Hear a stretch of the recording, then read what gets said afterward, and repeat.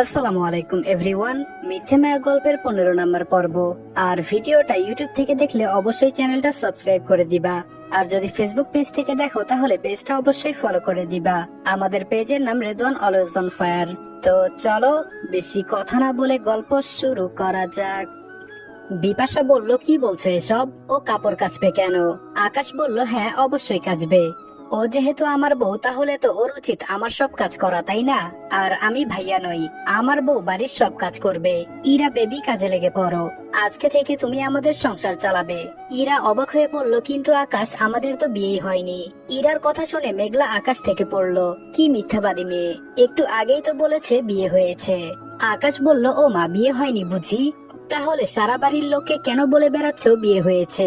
ইরা নিশ্চুপ। বিয়ে হয়নি শুনে মেঘলার মাথা ঘুরছে। ছি, এই মেয়ের কথায় আকাশকে কতগুলি খারাপ কথা বলেছি। আজকে আমার কপালে তো দুঃখ আছে। কিন্তু বিয়ে যদি না হয় তাহলে ছবিগুলি?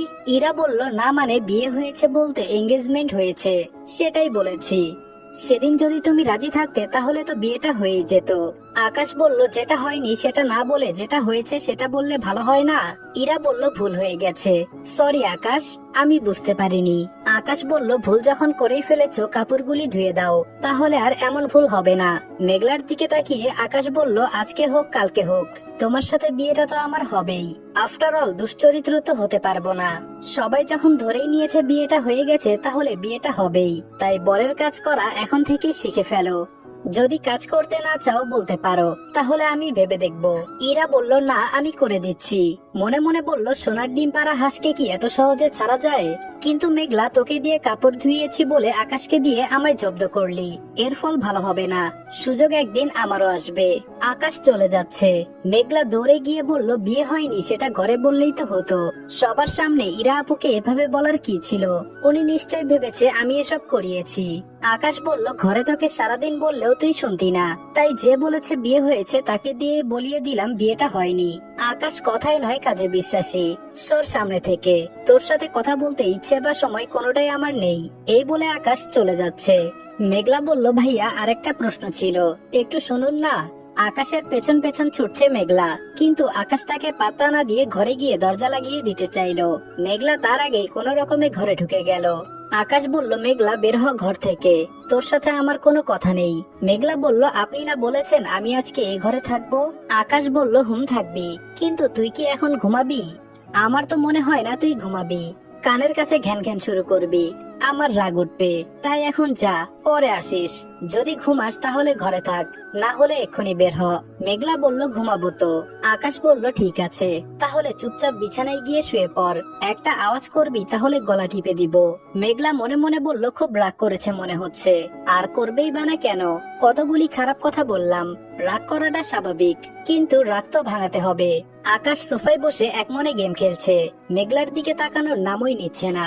মেঘলা বিছানায় শুয়ে বারবার আকাশকে উকি মেরে দেখছে, আর চিন্তা করছে কি বাহানা নিয়ে কথা বলা যায়। হঠাৎ মাথায় একটা বুদ্ধি এলো। সে উঠে গিয়ে একটা মেহেদি নিয়ে আসলো। অভিমানী কণ্ঠে বলল, আমাকে কেউ ভালোবাসে না, তাই কেউ একটু মেহেদিও পরিয়ে দিল না। নিশ্চুপ। মেঘলা এবার আরেকটু জোরে বলল, আমি কি বুড়ি হয়ে গেছি? আমার কি ইচ্ছে করে না? আকাশ ফোনের দিকে মুখ রেখেই বলল, কানের কাছে ঘ্যান ঘ্যান করবি না, নিচে গিয়ে কাউকে বল, তাহলেই পরিয়ে দিবে। মেঘলা বলল, আমার কেউ নেই, আমাকে একা একাই পড়তে হবে, বলেই নিজে মেহেদি দিতে শুরু করলো। মেহেদি পড়তে গিয়ে গালে চুলে জামায় সব জায়গায় মেহেদি লাগিয়ে ফেলেছে। আকাশ বলল, উফ, আর সহ্য হচ্ছে না। কি হচ্ছে? কি করছিস এসব? মেঘলা বলল, কোথায় কি হয়েছে? আমি তো মেহেদি পড়ছি। আকাশ বলল, পড়ার সাথে সাথে একটু খেয়েও দেখ। মেঘলা বলল, আজব তো, কি ধরনের কথা এগুলো? জীবনেও শুনিনি মেহেদি খাওয়া যায়। আকাশ বলল, আমিও দেখিনি কাউকে চুলে গালে জামায় মেহেদি পড়তে। মেঘলা এবার লক্ষ্য করলো, আর দেখে অবাক হলেও মুখ ভার করে বলল, তাতে আপনার কি? আমাকে তো আর পরিয়ে দিবেন না। আকাশ উঠে গিয়ে বলল, বুঝেছি, উঠ গিয়ে ভালো করে হাত মুখ ধুয়ে আয়। মেঘলা বলল, কেন? আকাশ বলল, কথা বলতে ইচ্ছে করছে না, যাবি নাকি যাবি না? মেঘলা কথা না বাড়িয়ে গিয়ে ধুয়ে আসলো। আকাশ মেহেদিটা নিজের হাতে নিয়ে মেঘলাকে পাশে বসিয়ে মেঘলার হাতে মেহেদি পরিয়ে দিতে শুরু করলো। মেঘলা মনে মনে বলল, এটাই তো চাচ্ছিলাম, এবার কথা না বলে যাবে কোথায়? মেঘলা বলল, একটা কথা বলি। আকাশ বলল, না। মেঘলা বলল, কিসের না? আমি বলছি, আপনি শুনলে শুনুন, না শুনলে নাই। আমি তো কাউকে বলিনি আমার কথা শুনতে। আচ্ছা, আমি কাপড় ধুয়েছি এটা কেউ জানলো কি করে? আমি তাকে বলিনি, আর আমাকে কাপড় ধুতে কেউ দেখেওনি, তাহলে তিনি কি করে জানলো?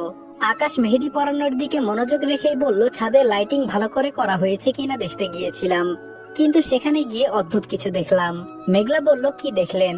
আকাশ বলল, ছাদে কিছু ভেজা কাপড় ঝুলছে। বিয়ে বাড়িতে এতগুলি কাপড় ধোয়ার ইচ্ছে কার হতে পারে, তাও আবার এত রাতে? এটাই চিন্তা করছিলাম। তখন মনে হলো আমাদের বাড়িতে তো তুই আর ভাবি ছাড়া কোনো মেয়ে নেই। তোর আর ভাবির দুইজনের কাপড় চোপড় আমার চেনা, বাকি থাকলো সুমি, সে টি শার্ট প্যান্ট এগুলো পরে, অতএব ভেজা কাপড়গুলি ওর নয়। তাই বুঝলাম কাপড়গুলি ইরার। আর তুই ছাড়া বাড়িতে সবাই আজকে মেহেদি পরেছে, মেহেদি হাতে কেউ নিশ্চয়ই এতগুলি কাপড় কাচবে না, তাই বুঝলাম এগুলি তুই ধুয়েছিস। মেঘলা বলল, কি বুদ্ধি আপনার, কিন্তু আমি ধুলেই বাকি, তাই বলে ইরা আপুকে দিয়ে কাজ করাবেন? আকাশ বলল, আমার বউ, আমি কি করাবো না করাবো আমি বুঝবো, তুই চিন্তা করছিস কেন? মেঘলা বলল, তাই তো। আকাশ বলল, আচ্ছা মেঘলা, তোর কি একবারও মনে হলো না, ইরার সাথে যদি আমার বিয়ে হয়ে থাকে তাহলে ও কেন আমাদের বাড়িতে থাকে না? আর যদিও বা না থাকে তাহলে আসার পর কেন তোর রুমে থাকবে, আমার রুমে কেন নয়? মেঘলা বলল, এসব তো আগে ভাবিনি। আকাশ বলল, এসব না ভাবলেও ভেবেছিস আকাশ আমাকে কিভাবে ঠকালো, আমার সাথে প্রতারণা করলো, আমাকে নিয়ে খেললো, এসব ঠিকই ভেবেছিস তাই না? মেঘলা বলল, ভাবা ভাবির কি আছে, খেলেছেনি তো। এতক্ষণ আকাশ নিচের দিকে তাকিয়ে মেহেদি পরাচ্ছিল আর মেঘলার সাথে কথা বলছিল, কিন্তু মেঘলার এই কথাটা শুনে মেহেদি পরানো বন্ধ করে মেঘলার দিকে তাকিয়ে বলল, কি করেছি? মেঘলা বলল, খেলেছেন। আকাশ একটা থাপ্পড় মারলো। মেঘলা যেই গালে হাত দিতে যাবে আকাশ তার হাত ধরে বলল, মেহেদি নষ্ট হলে মেরে ফেলবো। মেঘলা বলল, মারলেন কেন? মিথ্যা কি বলেছি? এঙ্গেজমেন্ট আর বিয়ের মধ্যে পার্থক্য কি? আকাশ বলল, গাছে ফুল হওয়া আর ফল হওয়ার মাঝে যে পার্থক্য, বিয়ে আর এঙ্গেজমেন্টের ঠিক তেমনই পার্থক্য। মেঘলা বলল, বুঝলাম না। আকাশ বলল, বোঝার কথাও না, তুই যে পরিমাণ মাথা মোটা, তুই কিছু বুঝবি, এটা যে ভাববে সেও একটা গাধা। শোন, গাছে ফুল যতগুলি ফোটে ততগুলি ফল হয় না, ফল হয় তার অর্ধেক। এবারও বুঝিসনি তাই না? আচ্ছা তুই দাঁড়া, আমি দরজাটা লাগিয়ে এসে দেখাচ্ছি বিয়ের পর কি কি করা যায় আর বিয়ের আগে কি কি করা যায় না, তাহলে পার্থক্যটা বুঝবি। মেঘলা বলল, দরজা লাগানোর কি দরকার? আকাশ বলল, এখন তোর সাথে যা যা হবে সেসব তো দরজা খুলে করা যায় না, তাই দরজা লক করতে হবে। মেঘলা বলল, মানে কি? আকাশ বলল, বিয়ের পর একটা ছেলে একটা মেয়ের সাথে কি কি করতে পারে সেটাই দেখাবো এখন। মেঘলা বলল, ছি, কি খারাপ আপনি। আকাশ বলল, যাই হোক, বুঝাতে পেরেছি তাহলে। যাক, এবার মেন কথায় আসি। আজকে থেকে প্রায় 2 বছর আগে আমি তখন প্রথম বর্ষে পড়ি, রাজনীতিতে নতুন ঢুকেছি, তাই মারামারিটা একটু বেশি করতাম। তার জন্য প্রতিদিন কলেজে যেতাম।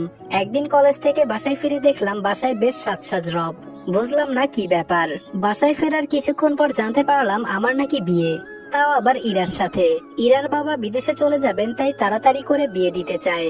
আর আমি রাজনীতির জন্য সারাদিন মারামারি করি, তাই বাসা থেকে চাচ্ছিল আমি বিয়ে করে সংসারী হয়ে মারামারি ছেড়ে দেই। আমার রাজনীতি করা বাসায় কারো ভালো লাগতো না, তাই বিয়ের ব্যবস্থা করেছে। আমি রাজি হব না, এজন্য আমাকে আগে থেকে জানানো হয়নি। আমি যতক্ষণে জানলাম ততক্ষণে বিয়ের সব কাজ শেষ, শপিং করাও শেষ, আত্মীয়রা আসা শুরু করে দিয়েছে। কি করব বুঝতে পারছিলাম না। তখন তুই কেবল 9-এ পড়িস, আর তুই কি অবস্থায় আছিস সেটাও জানতাম না, কিন্তু তোর জন্য আমার ভালোবাসাটা ঠিকই ছিল। তাই আমি সবাইকে বলি লুকিয়ে বিয়ে করব না। বন্ধু বান্ধব কেউ জানে না এটা কেমন বিয়ে, কেউ মানতে চাচ্ছিল না। পরে আমি বলি এঙ্গেজমেন্ট করে রাখো, পরে না হয় বিয়ে হবে। অনেক কষ্টে সেদিন বিয়েটা আটকেছিলাম, কিন্তু বিয়ের শপিং সহ আত্মীয়দের দাওয়াত দেওয়া হয়ে গিয়েছিল, তাই এঙ্গেজমেন্টটা আটকানো সম্ভব হয়নি। এঙ্গেজমেন্টটা হয়েছিল, আর আমরাও বিয়ের বর বউয়ের মতো সেজেছিলাম, ছবি তুলেছিলাম। কিন্তু বিয়েটা আমি করিনি শুধুমাত্র তোর জন্য। কিন্তু আজকে মনে হচ্ছে বিয়েটা করলেই ভালো হতো, অন্তত কেউ দুশ্চরিত্র তো বলতে পারতো না।